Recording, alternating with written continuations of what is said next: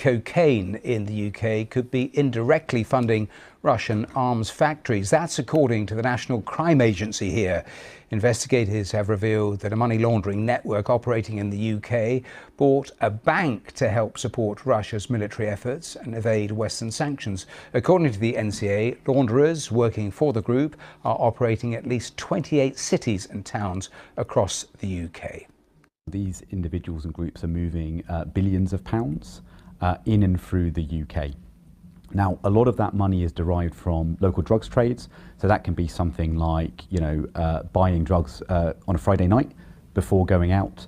And as we step back in the National Crime Agency, we can then see a chain of events happening. So that money moves to a courier.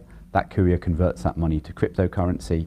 That cryptocurrency is offshored. And this is part of a criminal ecosystem that is doing such large numbers that they've been able to purchase a bank. Fascinating story. With me is our correspondent Will Vernon. Will, just tell us a little more about what the NCA is actually saying is going on. Well, it's a bit of a complicated story, Matthew, but I'll kind of try and simplify it.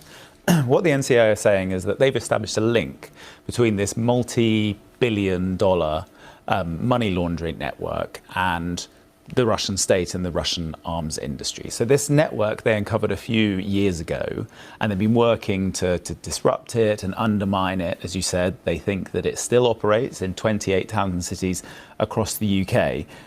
But what they've now discovered is that this cash is basically being funneled into a bank in Kyrgyzstan that is working with another Russian bank that basically acts as a conduit for the Russian arms industry. I'll come to the critical players in a moment, but tell me what the NCA is saying about trying to interrupt the operations from top to bottom. Well, a couple of days ago, I was actually driving back from a work trip and stopped at a service station, and I saw one of the posters that the NCA have put up in Russian and in English, basically a message to these couriers saying, we know who you are, we're after you, and we're going to get you. Because they are targeting these couriers that often the NCA say work for as little as a few £100s. And what they're doing is moving this cash around the country and in and out of the country as well. Because how the scheme works is that illegal businesses, so that could be anything from, as you were saying, a bit of a drug deal on a Friday night, buying illegal vapes, right up to people trafficking and buying and selling of illegal firearms. All that generates a huge amount of cash, dirty cash. And what this network did was basically swapped that cash for crypto.